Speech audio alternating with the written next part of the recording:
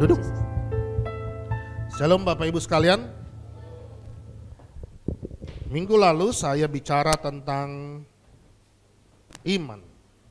Dan di hari ini juga saya akan tetap bicara tentang iman. Iman bukan bicara tentang apa yang ada pada kita, tapi iman itu bicara apa yang ada pada Yesus. Iman itu tidak bicara tentang apa? Minggu lalu? Kondisi dan keadaan. Tidak bicara tentang kalender. Ya. Kalau kalendernya masih muda, maka imannya masih kuat. Kalau kalendernya sudah tua, dompetnya sudah makin menipis, imannya makin lemah. Ya, makanya ada survei, kalau tanggal muda biasanya gereja penuh. Kalau tanggal tua, gerejanya makin kosong. Jadi karena tergantung kalender. Jadi kalau ke gereja ternyata juga tergantung kalender. Amin. Enggak ada yang amin. Puji Tuhan. Dan iman itu juga enggak tergantung oleh rupiah. Ya. Kalau rupiahnya menguat, maka dompetnya kuat, isi penuh, maka imannya kuat. Tapi kalau rupiahnya melemah, dompetnya menipis, maka imannya juga menipis. Amin. Enggak seperti itu iman. Iman itu tidak tentang kita, tapi iman itu tentang pribadi Yesus yang kita percayai. Amin. Nah, kita akan belajar apa yang dimaksudkan dengan iman itu adalah tentang pribadi Yesus. Mari kita baca Ibrani pasal 4 ayat yang pertama sampai ayat yang ketiga. Ibrani pasal 4 ayat yang pertama sampai ayat yang ketiga. Ayo kita baca sama-sama 1, 2, iya. Sebab itu baiklah kita waspada supaya apa? Supaya jangan ada seorang di antara kamu yang dianggap jadi waspada. Katakan waspada. Tepuk sebelah kananmu, katakan waspada. Pelan-pelan tepuknya ya. Sebelah kirinya juga. Waspada bilang. Waspada apa? Waspada supaya jangan ada seorang di antara kita yang dianggap ketinggalan. Apanya yang ketinggalan? Apanya yang ketinggalan? Ayo kita teruskan. Sekalipun apa? Apa? Janji akan masuk ke dalam mana? Apa? Perhentiannya. Sekalipun janji akan masuk ke dalam perhentiannya, masih berlaku. Perhentiannya, nyanya huruf besar.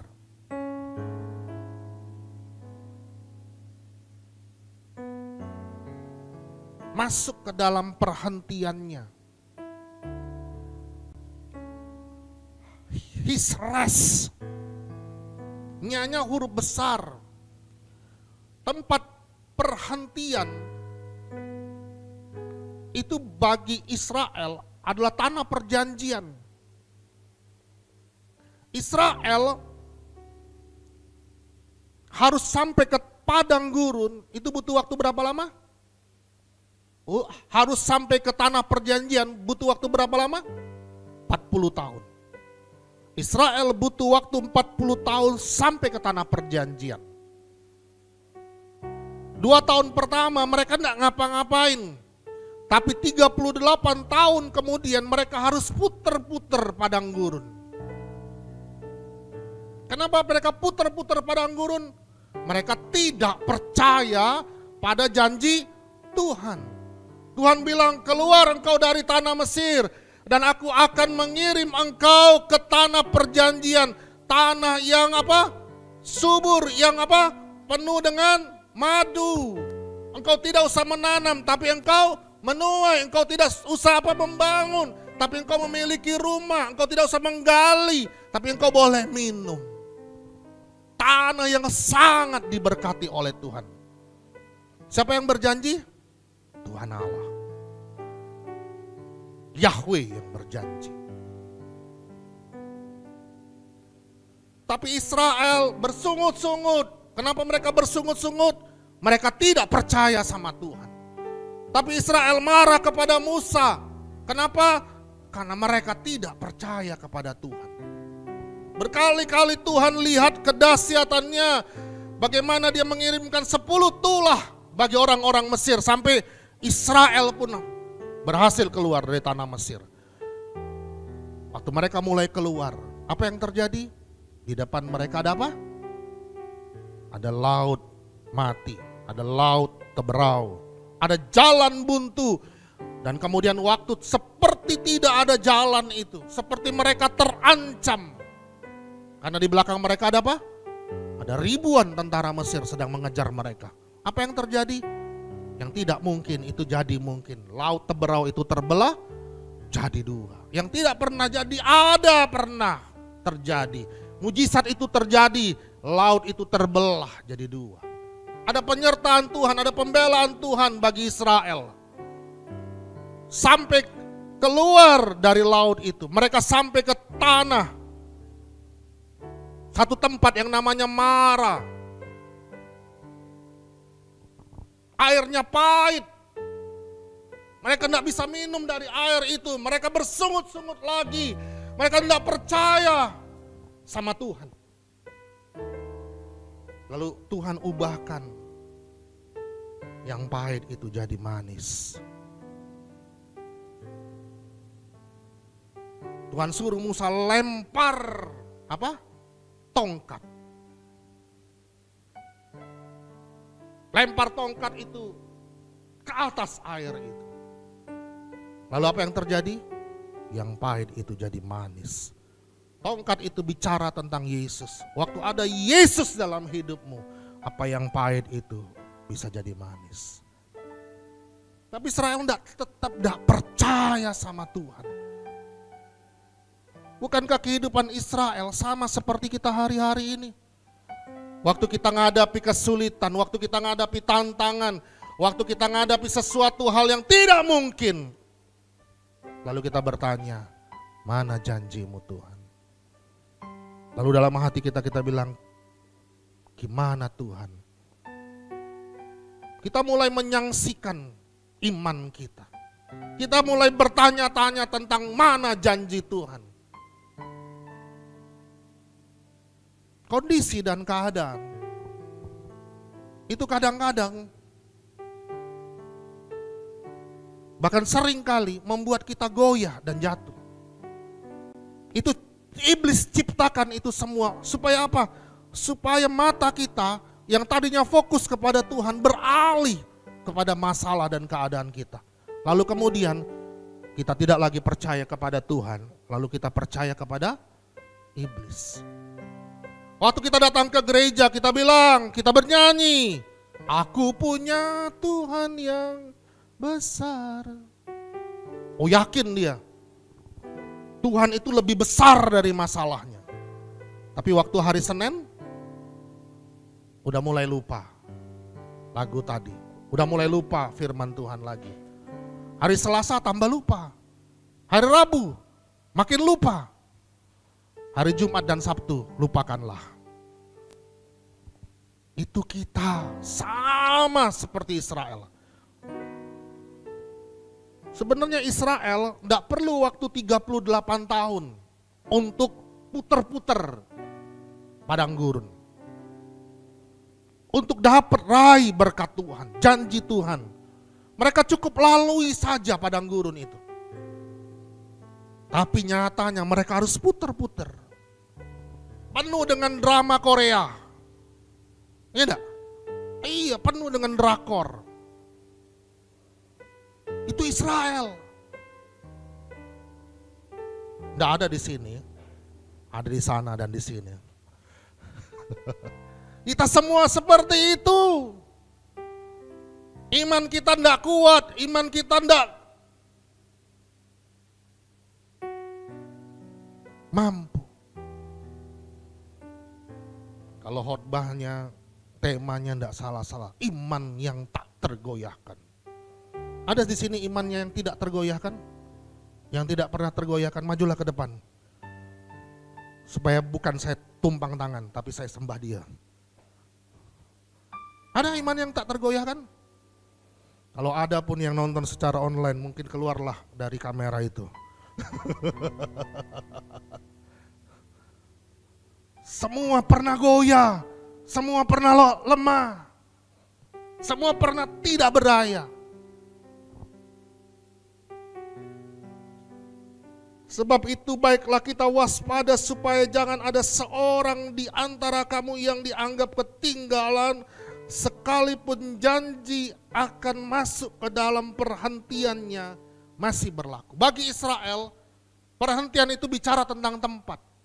Tapi bagi kita orang percaya, perhentian itu bicara tentang inside, di dalam. Saya bisa bilang sama Pak Yoel mungkin, atau sebaliknya, Pak Yoel bisa ngomong sama saya, enak ya Pak Yoel, kayak enggak ada masalah. Tenang terus, ketawa terus, enggak pernah menangis. Senyum terus, seperti iklan Pepsodent. Tapi di dalam siapa yang tahu? Ya enak ya Pak Yu, enggak pernah tersinggung. Enggak pernah merasa sakit hati. Iya, enggak sakit hati, tapi sakitnya di sana sini. Enggak, itu bicara di dalam. Kita enggak tahu seberapa berat hidup orang lain, seberapa berat pergumulan orang lain, atau malah diri kita sendiri. Tapi Tuhan yang tahu. Makanya Yesus berkata, marilah semua yang letih, lesu dan berbeban berat, datanglah kepadaku dan aku akan memberikan kepadamu kelegaan, rest, perhentian itu. Perhentian itu bicara tentang apa yang ada di dalammu. Siapa yang ada di dalammu? Yesus. Waktu engkau tahu ada Yesus di dalammu, engkau tidak hadapi sendirian. Kamu tidak khawatir, kamu tidak takut, kamu tenang. Walaupun kondisi dan keadaan sulit, tidak mengenakan, bikin kita bagaimana. Tapi kita bilang dalam diri kita, kita berdoa sama Tuhan, aku tahu Tuhan, filmnya belum selesai. Cerita hidupku belum selesai. Ya aku tahu janjimu Tuhan, ada kemenangan bagiku. Amin. Ayat berikutnya. Sekalipun janji akan masuk ke dalam perhentiannya masih berlaku. Karena kepada kita diberitakan juga apa? Kabar kesukaan, sama seperti apa? Sama seperti kepada mereka. Jadi kabar kesukaan itu sudah disampaikan sama seperti kepada mereka. Karena mereka tidak bertumbuh bersama-sama oleh iman dengan mereka yang mendengarnya.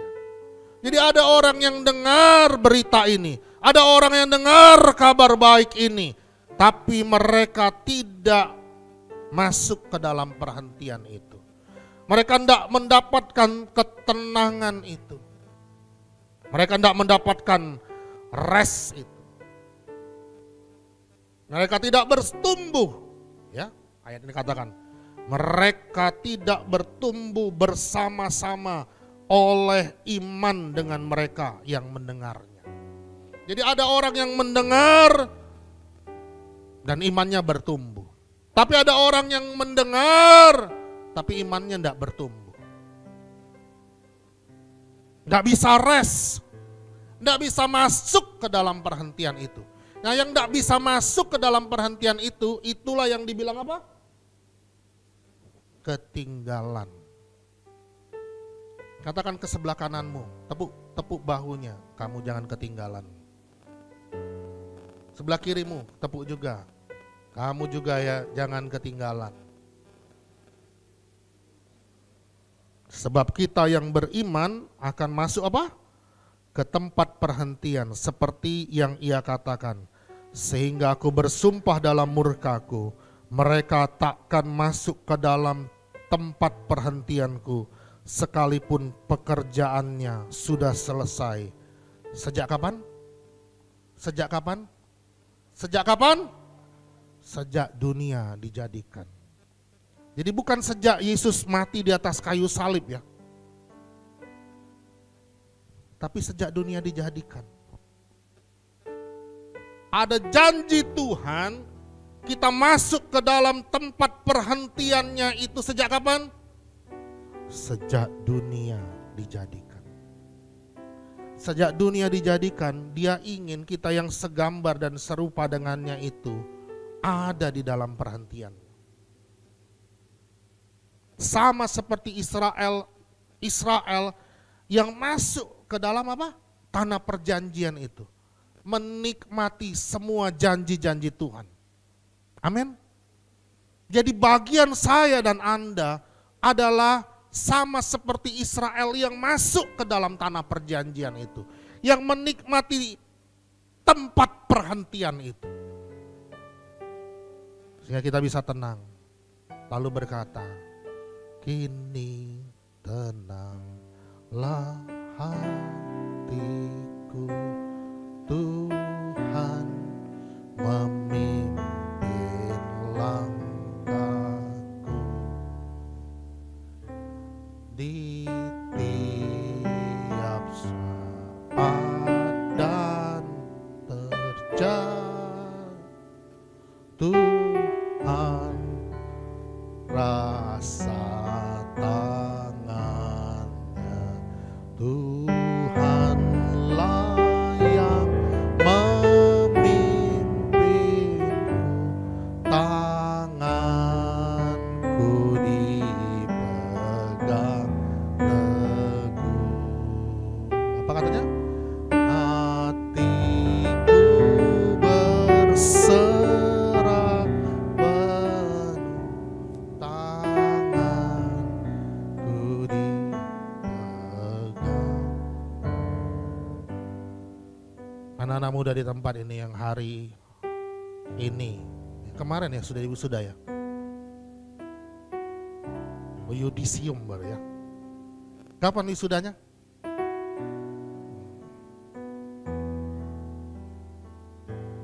Kami melihat bagaimana respon-respon kalian waktu kalian dalam kesulitan.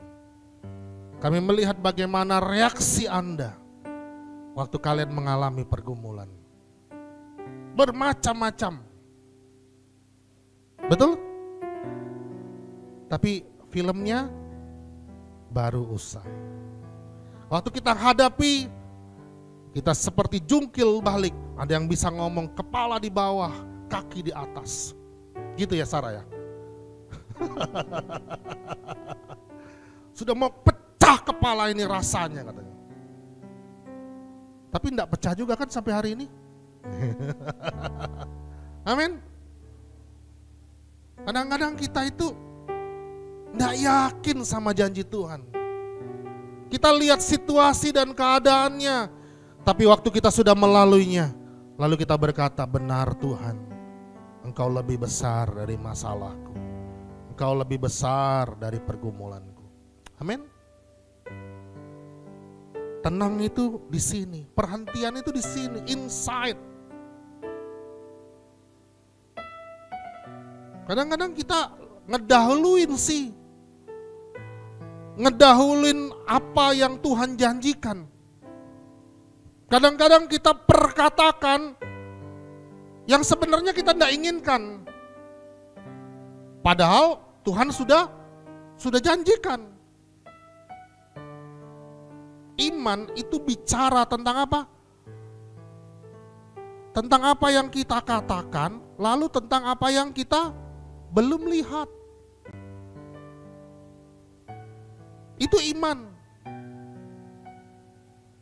Iman itu adalah dasar segala sesuatu bagi orang percaya. Amin. Jadi kita berdoa untuk sesuatu yang belum kita lihat dan kita percaya dengan doa itu. Dan waktu ada masalah, ada kesulitan, di situ iman kita. Iman kita yang goyah, iman kita yang lemah. Yuk kita baca Markus 11 ayat 20 sampai 23. Markus pasal 11 ayat 20 sampai 23. Ayo kita baca sama-sama, 1, 2, iya. Pagi-pagi ketika Yesus dan murid-muridnya lewat, mereka melihat pohon ara tadi sudah kering sampai ke akar-akarnya. Maka teringatlah Petrus akan apa yang telah terjadi. Lalu apa? Lalu ia berkata kepada Yesus, "Rabi, lihatlah pohon ara yang kau kutuk itu sudah." Perhatikan. Jadi di ayat-ayat sebelumnya, coba kita lihat di ayat berapa dia? Ayat 13. Markus pasal 11. Apa yang terjadi sebelumnya? Dan dari jauh ia melihat pohon ara yang sudah berdaun. Ia mendekatinya untuk melihat kalau ia mendapatkan apa-apa daripada pohon itu. Tetapi waktu ia tiba di situ, ia tidak mendapat apa-apa selain daun-daun saja. Sebab memang bukan musim buah ara. Maka kata Yesus kepada pohon itu, "Jangan lagi seorang pun makan buahmu selama-lamanya." Dan murid-murid pun mendengarnya. Murid-muridnya pun mendengarnya. Jangan lagi seorang pun makan buahmu selama-lamanya. Jadi buah itu dikutuk. Sehingga terjadilah ayat yang ke-13. Ayat yang keberapa tadi? Ayat yang ke-20 tadi. Perhatikan. Ada perkataan, ada firman Yesus yang keluar dari mulut Yesus. Jangan lagi seorang pun makan buahmu selama-lamanya. Saya mau bertanya, waktu Yesus mengeluarkan firman dari mulutnya, menyampaikan perkataan ini, mengutuk pohon ara yang tidak berbuah itu. Waktu Yesus kutuk, apakah pohon itu langsung mati dan kering sampai ke akar-akarnya? Enggak. Berapa hari kemudian? Yesus berkata-kata dan dia melihat apa yang dia perkatakan. Tapi coba perhatikan tadi di ayat berapa tadi? Di ayat 20. Maka teringatlah Petrus, ayat berapa tuh? Ayat berikutnya. Maka teringatlah Petrus, apa katanya? Akan apa yang telah terjadi, lalu ia berkata kepada Yesus. Coba perhatikan. Manusia Petrus lihat dulu baru berkata-kata dan percaya. Yesus dia berkata-kata dan dia melihat dan dia percaya. Lihat bedanya? Manusia lihat dulu baru percaya, lihat dulu baru berkata-kata. Tuhan Yesus dia tidak lihat tapi dia berkata-kata, tapi dia percaya. Maka di ayat berikutnya, lalu ia berkata kepada Yesus, "Rabi, lihatlah pohon ara yang kau kutuk itu sudah kering." Lalu apa kata Yesus? Yesus menjawab mereka, "Percayalah kepada Allah." Apa? Percayalah kepada Allah. Kalau percayalah kepada Allah, kalau di King James, faith in God. Percayalah kepada Allah. Ini ayat keberapa nih? Hah? Ayat 22. Saya menemukan terjemahan lain. Perkataannya bukanlah percayalah kepada Allah, tapi milikilah imannya Allah. Ada terjemahan IMB. Bukan ditulis percayalah kepada Allah, tapi milikilah imannya Allah. Bukan faith in God, tapi faith of God. Milikilah imannya Allah. Jadi waktu kita punya masalah, waktu kita punya keadaan tidak menentu, lalu kita percaya sama janji Tuhan. Mungkin kita pakai iman kita yang lemah, iman kita yang goyah. Kita sulit percaya. Lalu ayat ini bilang apa? Milikilah imannya Allah. Jadi kita tidak pakai iman kita, tapi kita pakai imannya Allah. Waktu kita miliki imannya Allah, waktu kita berkata kepada gunung, gunung itu pindah. Maka gunung itu pindah. Karena kita pakai apa? Pakai imannya Allah, bukan pakai imannya kita yang lemah, yang tidak berdaya, yang goyah. Amin. Berkali-kali Yesus kasih lihat bagaimana imannya kepada orang percaya, bagaimana imannya kepada murid-muridnya. Iman yang mengadakan anggur di perjamuan di Kana. Waktu anggur itu mulai habis, apa kenyataannya? Anggur itu mulai habis. Tapi waktu Yesus bilang cedoklah dan bagi-bagikanlah, apa kenyataannya? Pesta itu apa? Tidak kekurangan anggur sampai pesta itu usai. Waktu di sini sebelumnya kenyataannya apa? Kenyataannya anggurnya hampir habis. Orang khawatir, orang takut. Pemilik apa? Pemilik pesta enggak tahu. Yang tahu yang mengorganizer pernikahan itu. Wedding organizer-nya yang tahu. WO-nya yang tahu. Nah, kacau ini. Habis ini anggurnya nih. Wah, bisa malu ini yang punya pesta. Betul? Tapi pemilik pesta enggak tahu.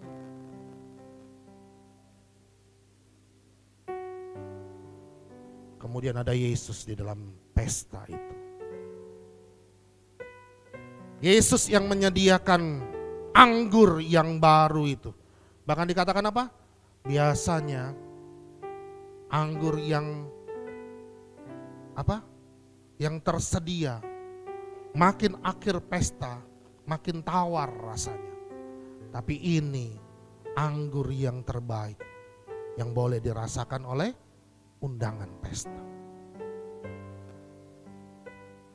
Yesus berkata-kata apa? Cedoklah, ambillah. Itulah iman Yesus. Dia melihat apa yang belum orang lihat. Dia percaya kepada Bapa di sorga yang menyediakan segala sesuatunya. Itulah iman Yesus. Milikilah iman Yesus yang seperti itu. Jangan andalkan iman kita yang lemah, yang goyah, tapi andalkan iman Yesus di dalam hidupmu. Milikilah iman Yesus. Kayak tadi, percayalah kepada Yesus. Maksudnya apa? Bahasa aslinya, milikilah imannya Yesus. Yesus yang memberi makan 5 roti dan 2 ikan. Kepada apa? Kepada 5.000 orang.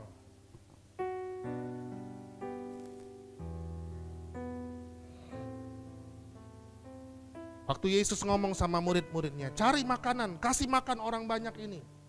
Kalau kita waktu itu ada di tempat itu, kira-kira apa yang kita lakukan? Misalnya Yesus lahir di zaman ini ya, di zaman modern, di zaman kita hidup sekarang ini. Lalu kita sedang bikin KKR. Nggak siap, panitia nggak siap makanan. Lalu yang datang 5.000 orang. Terus Yesus bilang tiba-tiba apa? Kasih mereka semua makan. Panitia mikir apa? Pergi ke Indomaret. Nyebut merek saya. Atau apa? Telepon rumah makan. Bagi-bagi, pikir semua kayak gini, kayak gitu, kayak gini, kayak gitu. Betul? Telepon rumah makan si A, telepon rumah makan si B. pesan sekian ratus supaya cepat.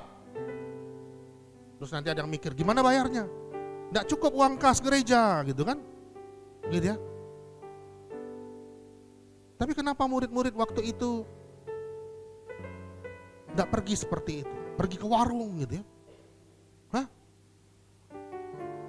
Nah, Yesus nggak berpikir suruh muridnya pergi ke warung atau pesan di rumah makan.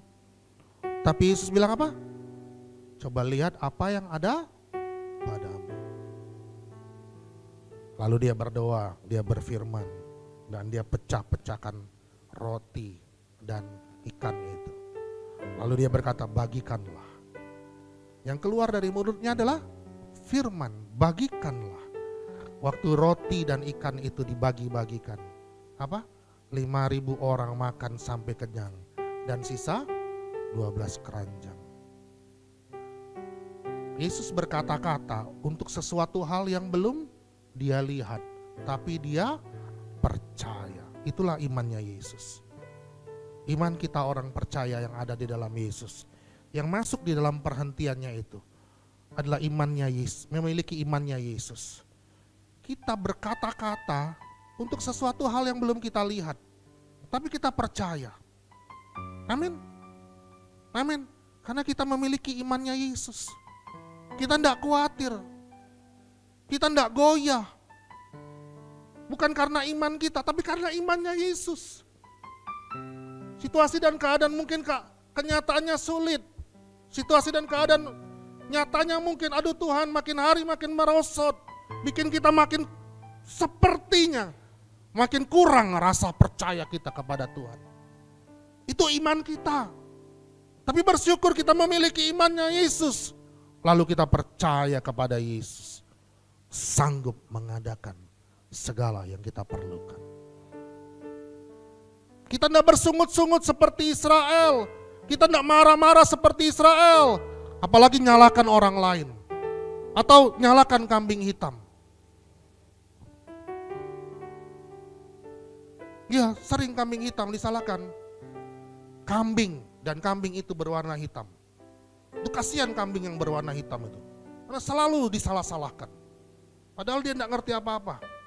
Jadi kalau misalnya mau marah-marah, carilah kambing yang berwarna hitam. Kita kadang-kadang seperti itu kan. Wah, baper sekali. Belagu sama Tuhan. Bapernya sama siapa? Sama Tuhan. Ngambek gak ke gereja. Ngambek gak mau pelayanan. Ngambek apa lagi? Terus nyalain siapa? Biasanya Bapak Gembala. Ya. Kan Israel dulu kan Musa kan yang disalahin kan? Iya. Habis Bapak Gembala sih enggak pernah care sama saya. Enggak pernah tumpang tangan di atas kepala saya. WA saya pun enggak pernah dijawab gitu kan. Waduh, kasihan sekali. Israel seperti itu. Dan kadang-kadang kita pun seringkali gitu ya. Kalau kadang-kadang ya kadang-kadang aja, Pastor. Seringkali mah beda, kadang-kadang seringkali. Kita selalu jatuh dan jatuh. Firman Tuhan hari ini, milikilah imannya Yesus. Dari awal kitab Kejadian, waktu Yahweh berfirman, Tuhan berfirman, jadilah terang. Kejadian pasal 1 ayat 3. Yuk baca Kejadian pasal 1 ayat 3. Yuk 1-2 ya. Berfirmanlah Allah, jadilah, lalu terangnya awalnya ada enggak? Gelap yang ada. Tapi Tuhan berkatakan, jadilah terang. Lalu terang itu jadi. Allah perkatakan apa yang dia tidak lihat. Dan dia percaya dengan apa yang dia perkatakan. Amin. Yesus memperkatakan apa yang dia tidak lihat. Lalu dia percaya. Itulah imannya Yesus. Itulah imannya Allah. Dan kita adalah anak-anak Allah. Katakan, saya adalah anak-anak Allah. Karakter Allah, kemampuan Allah, DNA-nya Allah itu ada pada anak-anaknya. Makanya anak-anaknya itu beda. Tidak sama dengan dunia. Karena dia punya DNA-nya Allah. Dia punya spiritnya Allah. Dia tidak gampang menyerah. Ya, hari-hari ini kami sering ngobrol. Karena ada survei. Anak-anak milenial, apalagi pasca COVID, itu gampang nyerah. Nggak dapat, ya sudah. Adversity quotient-nya berbeda. Turun. Kegigihannya turun. Gampang nyerah. Saya berdoa, kita miliki imannya Allah. Berdoalah, pribadi lepas pribadi, Tuhan, aku mau miliki imannya Allah. Supaya aku masuk dalam tempat perhentian itu. Supaya jangan seperti ayat tadi, aku ketinggalan. Aku tidak mau ketinggalan. Aku mau miliki imannya Allah. Ibrani 12 ayat 2. Ibrani pasal 12 ayat 2. Yuk baca sama-sama 1, 2 ya. Marilah kita melakukannya dengan apa? Dengan mata yang tertuju kepada Yesus. Yang apa? Yang memimpin kita dalam iman. Dan yang membawa iman kita itu kepada kesempurnaan. Jadi waktu kita memandang kepada Yesus, kita masuk ke dalam iman yang sempurna itu. Amin. Waktu kita miliki imannya Allah, waktu mata kita tertuju kepada Yesus, iman kita sempurna. Yang dengan mengabaikan kehinaan, tekun memikul salib, ganti sukacita yang disediakan bagi Dia, yang sekarang duduk di sebelah kanan tata Allah. Yesus waktu mengerjakan misinya ke dalam dunia ini, waktu Dia hadir ke dalam dunia sebagai manusia, Dia pernah mengeluh? Hah? Dia pernah berkata, Bapa, kalau boleh, biarlah cawan ini berlalu.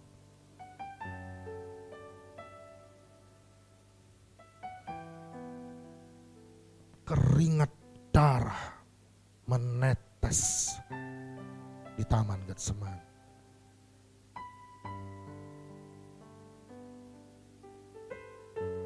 Bahkan di atas kayu salib dia berkata apa? Eloi, Eloi, lama sabachthani. Allahku, Allahku, mengapa Engkau meninggalkan aku? Itulah pribadi manusia yang lemah, yang tidak berdaya, yang penuh dengan keegoan.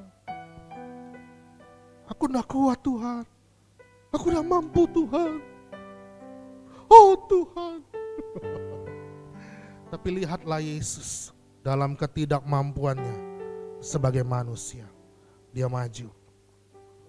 Dan lalu dia berkata, bukan kehendakku, tapi kehendakmu Bapa yang terjadi. Lalu dia menyerahkan dirinya.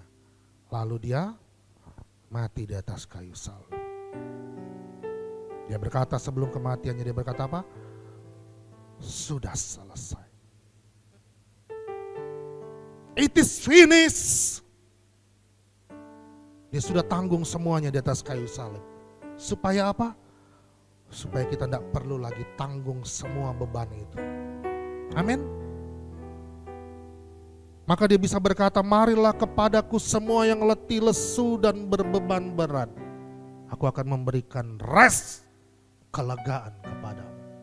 Hari-hari ini, saya tidak tahu, mungkin ada seorang bapak, seorang ibu, atau seorang anak muda,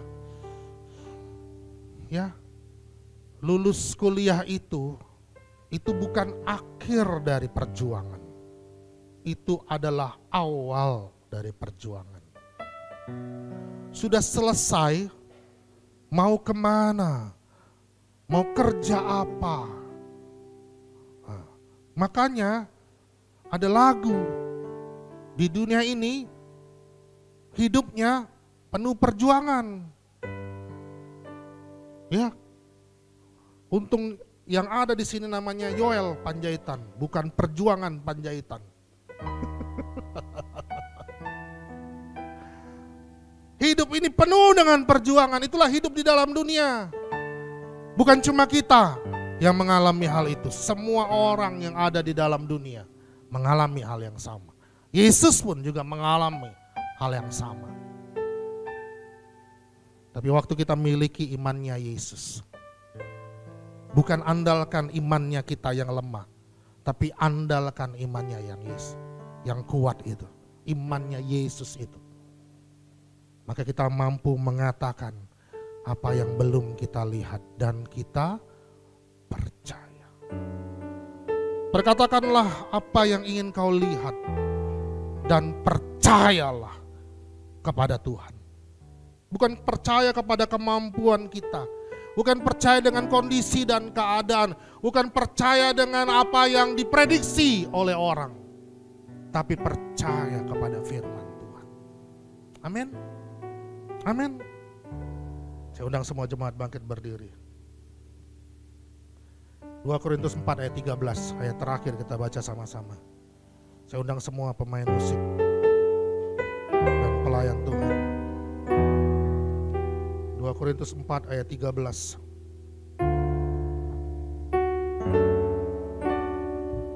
Kita baca ayat ini.